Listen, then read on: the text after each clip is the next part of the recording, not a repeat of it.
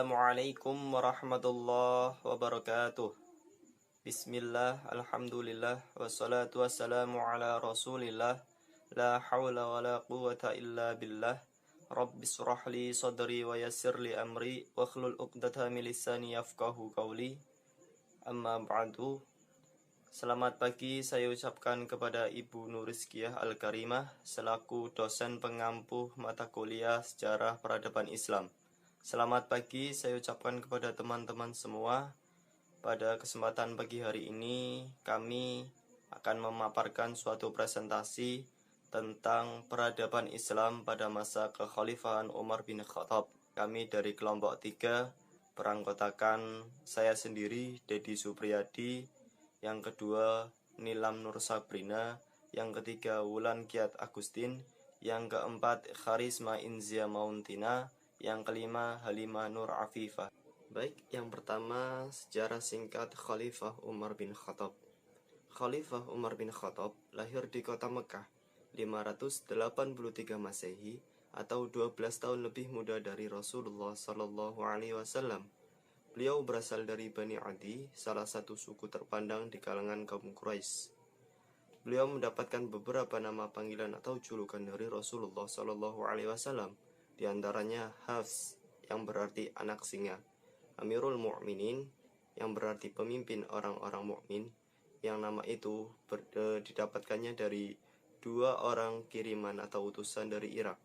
Kemudian yang terakhir ada Al-Faruq, yang artinya pembeda atau pemisah antara yang hak dan yang batil. Umar bin Khattab memiliki 7 orang istri, di antaranya Zainab binti Makhzum, Mulaikah binti Jarwal, Quraibah binti Abi Umayyah, Ummu Hakim binti Al-Harith, Jamilah binti Ashim, Atiqah binti Zaid, Ummu Kulsum binti Abi Thalib. Sedangkan anaknya berjumlah 12, yaitu Zaid Al-Akbar, Zaid Al-Akhzar, Ashim, Abdullah, Abdurrahman Al-Akbar, Abdurrahman Al-Aswad, Abdurrahman Al-Asghar, Ubaidillah, Iyad, Hafsah, Ruqayyah, Zainab, dan Fatimah. Umar bin Khattab mempunyai nasab yang bersambung dengan Rasulullah SAW, baik dari pihak ayah maupun pihak ibu. Nasab dari pihak ayah adalah Umar bin Khattab bin Nufail bin Abdul Uzza bin Rabbah bin Abdullah bin Qurt bin Razah bin Adi bin Ka'ab bin Lu'ay bin Ghalib bin Fir al-Adawi al-Quraisy. Dari nasab ayah bersambung dengan Rasulullah pada kakek ke-7 dari Rasulullah atau kakek ke-8 dari Umar bin Khattab, yaitu Ka'ab bin Lu'ay. Sedangkan dari pihak ibu bersambung dengan Rasulullah SAW pada kakek ke-6. Ibunya bernama Hantamah binti Hashim bin Mughirah bin Abdullah bin Umar bin Makhzum bin Muqaddah bin Murrah bin Ka'ab bin. Sifat, karakter, dan keahlian Umar bin Khattab. Umar bin Khattab mempunyai beberapa sifat dan karakter, diantaranya mandiri, berani, temperamen, keras, arogan, dan suka menentang berkelahi siapapun yang berbeda pendapat dengannya. Sedangkan untuk keahlian, Umar bin Khattab mempunyai keahlian yang luar biasa, sehingga pada masa itu beliau dijuluki sebagai Jawarah Quraisy. Di antaranya dari keahlian Umar bin Khattab itu adalah piawai menunggang kuda, piawai menggunakan berbagai senjata seperti panah dan pedang, kemudian piawai bergulat, kemudian piawai dalam ilmu baca dan tulis. Yang ilmu baca dan tulis tersebut adalah ilmu yang sangat jarang dijumpai pada Umar bin Khattab masuk Islam. Pada saat suasana di kota Mekah semakin memuncak akibat bertambah banyaknya orang yang masuk Islam dan usaha-usaha yang dilakukan oleh kafir Quraisy selalu gagal, mereka pun merasa kebingungan. Melihat hal itu, Umar bin Khattab marah dan segera menghunuskan pedangnya mencari Rasulullah SAW. Umar menuju rumah Abu Abdillah Al-Arqam bin Abi Al-Arqam.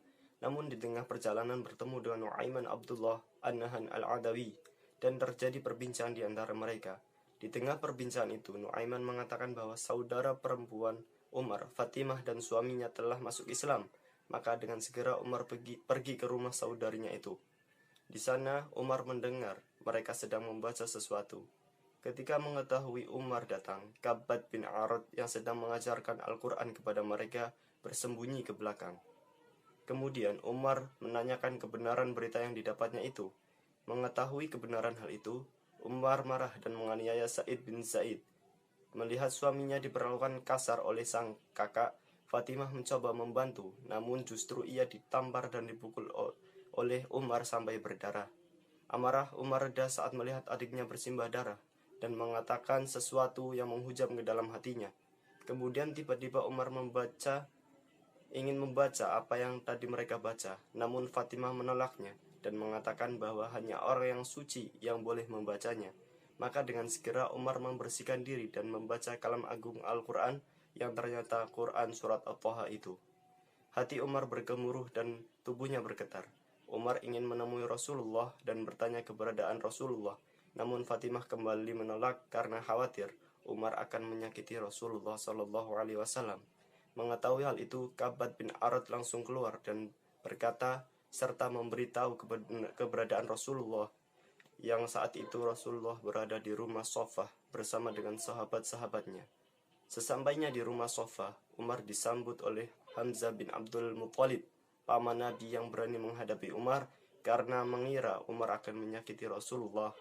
Namun setelah bertemu dengan Rasulullah, Umar menyatakan keimanan kepada Allah dan membenarkan apa yang disampaikan oleh Rasulullah SAW. Maka sejak saat itu, dakwah Islam yang awalnya sembunyi-sembunyi menjadi terang-terang. Umar bin Khattab menjadi khalifah.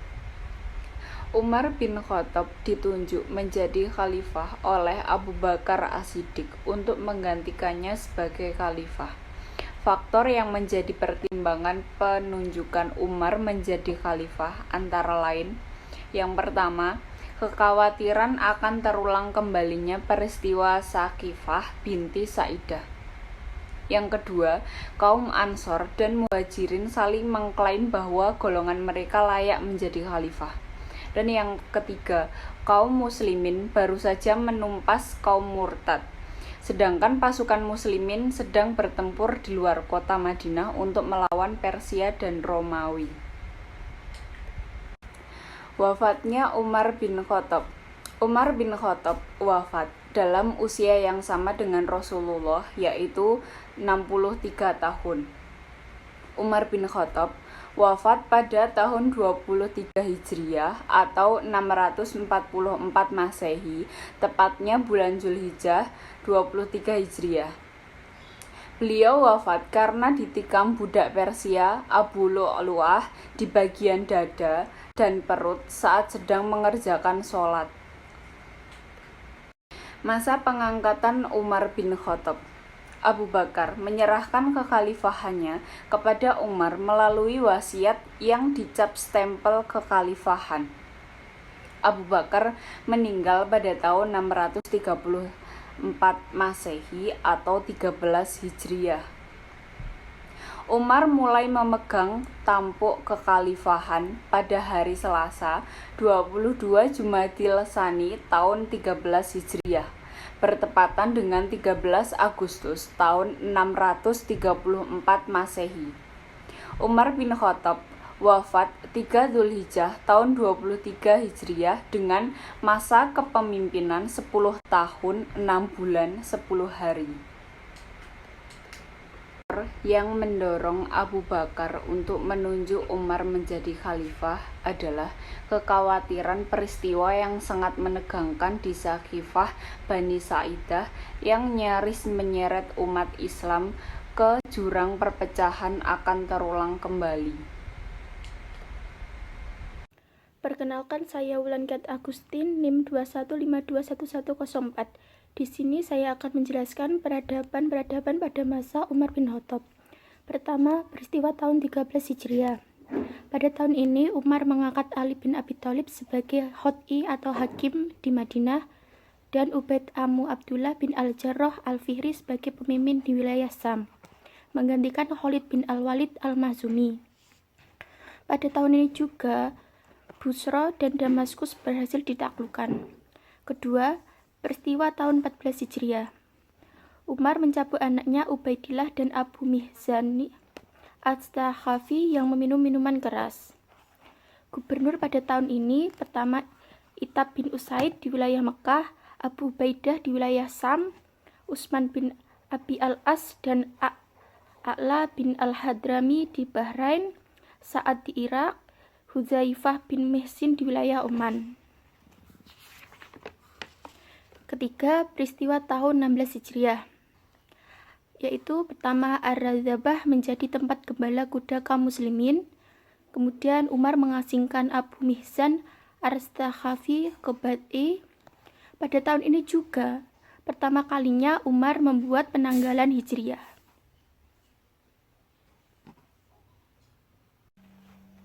4. Peresmian kota Kufah. Pada bulan Muharram tahun 17 Hijriah, Sa'ad bin Abi Waqqas berpindah dari kota Madain ke kota Kufah karena banyaknya wabah penyakit malaria. Saat melewati negeri Kufah, Sa'ad menginstruksikan untuk membangun kem-kem dan yang pertama kali ia bangun adalah masjid. Kelima, kedatangan Umar ke Syam tahun 17 Hijriah. Niat awal Umar datang ke Syam adalah untuk berperang. Namun, Umar memerintahkan pasukannya untuk kembali dan tidak terjadi peperangan karena Syam dilanda wabah penyakit. Keputusan ini diambil setelah Umar mengumpulkan kaum Ansor dan Muhajirin untuk bermusyawarah. 6. Wabah taun di Amawas. Wabah ini terjadi di sebuah negeri kecil bernama Amawas yang kemudian menyebar ke seluruh wilayah Syam.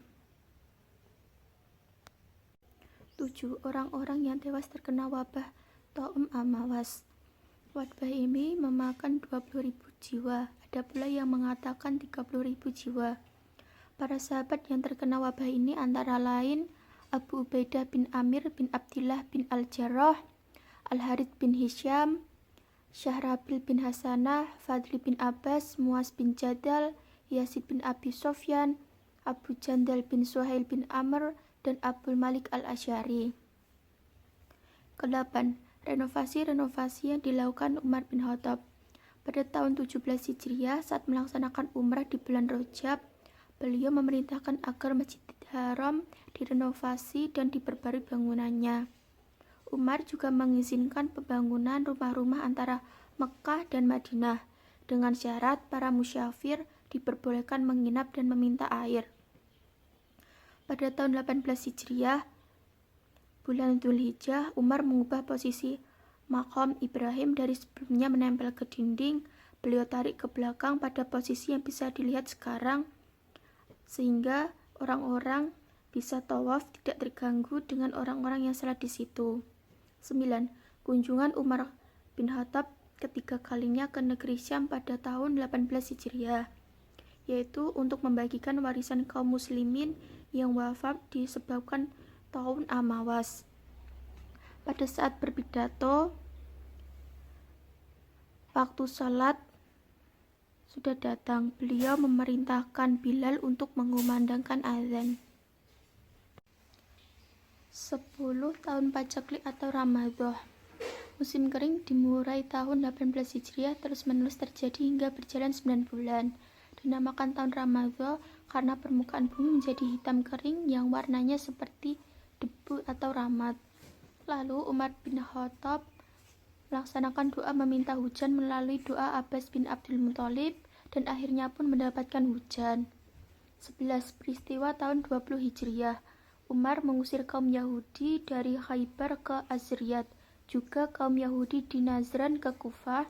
Dengan demikian Umar membagi-bagikan wilayah Khaybar, Wadi Al-Qur'a, dan Najran kepada kaum muslimin.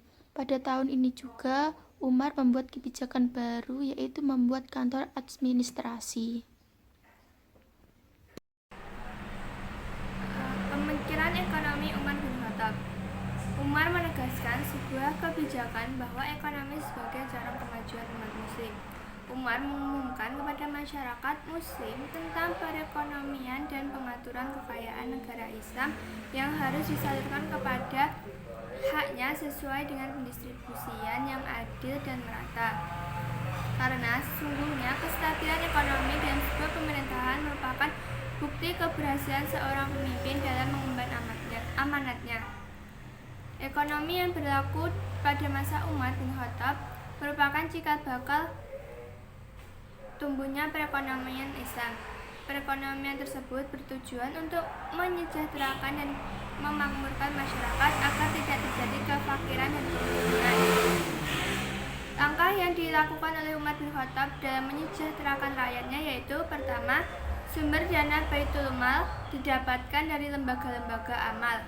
Yang kedua, sumber dana ditarik dari pengeluaran yang harus dikeluarkan di samping zakat. Adanya pengeluaran khusus sebagai sumber kesadaran masyarakat.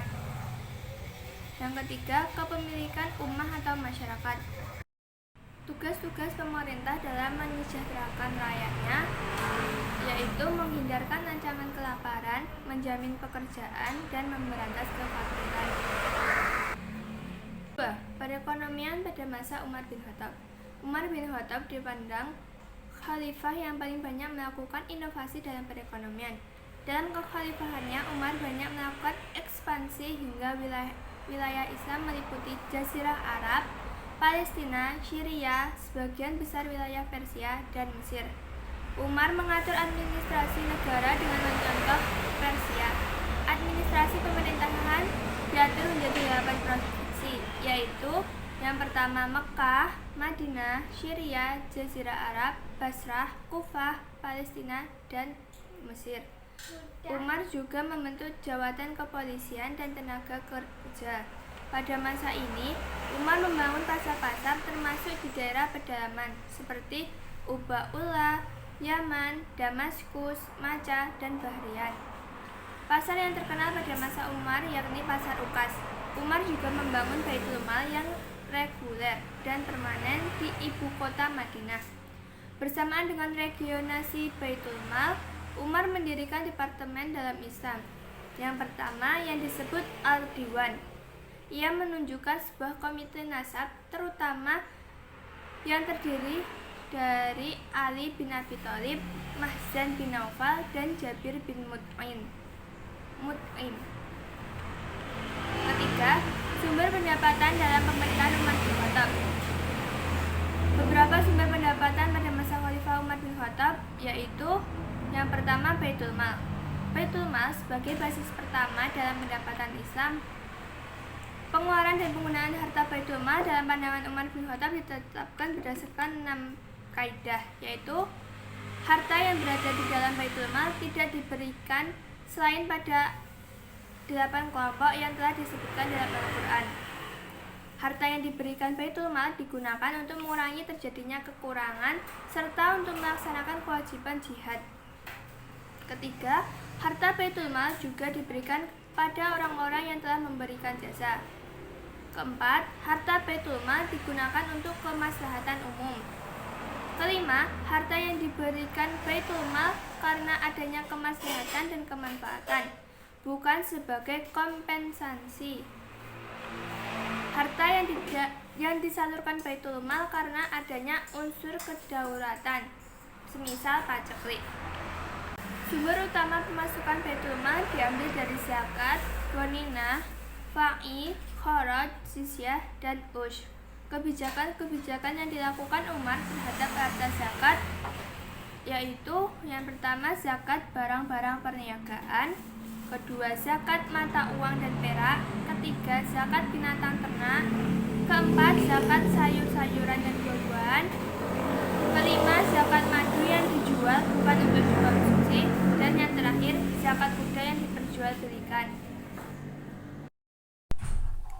4. Masa pemerintahan Umar bin Khattab. Umar bin Khattab memerintah selama 10 tahun, dari tahun 13 sampai 23 Hijriah atau 634 sampai 644 Masehi. Pada masa pemerintahannya, Umar berhasil mengalahkan 2 kekuatan adikuasa, yakni Romawi di barat dan Persia di timur. Salah satu peninggalan dari Umar bin Khattab yakni sistem kalender Islam atau Alamak Hijriah. Sistem kalender Islam ini diawali tanggal 1 Muharram, dihitung saat peristiwa hijrah dan ditetapkan sekitar tahun 17 Hijriah pada keempat kekhalifahan Umar bin Khattab. Pada masa kepemimpinan Umar bin Khattab, wilayah Islam meliputi Jazirah Arabia, Palestina, Syria, dan sebagian besar wilayah Persia dan Mesir. Pada masa pemerintahan Umar bin Khattab, ada beberapa kebijakan yang ia tetapkan. 1. Mendirikan berbagai macam lembaga dan departemen. 2. Membuat sarana komunikasi dan informasi, peraturan gaji terhadap pegawai pemerintahan. 3. Membentuk angkatan perang yang terkoordinir. 4. Membangun penjara. 5. Membentuk sekretaris di setiap departemen. 6. Membentuk badan-badan kepengawasan yang bertugas mengawasi berjalannya beberapa departemen. Akhir pemerintahan Khalifah Umar bin Khattab. Tanggal 26 Dzulhijjah atau 23 Hijriah atau 3 November 644 Masehi, Khalifah Umar bin Khattab meninggal dunia akibat dihunus pedang oleh Abu Lu'lu' saat sholat subuh berjamaah. Sebelum beliau meninggal, beliau menunjuk 6 orang untuk menjadi penggantinya, yakni Utsman, Ali, Tolhah, Zubair, Sa'ad bin Abi Waqqas, dan Abdurrahman bin Auf. Pada pemerintahan Khalifah Umar bin Khattab, terjadi penaklukan wilayah Syam dan Mesir pada periode kedua. Saat penaklukan ini terjadi beberapa peperangan. Peperangan Homs yang pertama, peperangan Kinasrin, peperangan Kaisariyah tahun 15 Hijriah, peperangan Ainadain tahun 15 Hijriah, perginya Heraklius dari negeri Syam, penaklukan Baitul Maqdis, dan yang terakhir perjalanan menuju Al-Quds. Setelah penaklukan wilayah Syam dan Mesir pada periode kedua, selanjutnya ada penaklukan Mesir pada periode ketiga. Saat penaklukan Mesir ini terjadi pengepungan Ain Syam dan perjanjian damai, penaklukan Iskandariyah, dan memerangi orang-orang Nubah. Selanjutnya ada penaklukan Irak dan daerah timur. Penaklukan Irak dan daerah timur ini terjadi dari periode kedua hingga periode kelima. Mungkin cukup sekian presentasi dari kelompok 3. Bila ada pertanyaan bisa langsung disampaikan. Wassalamualaikum warahmatullahi wabarakatuh.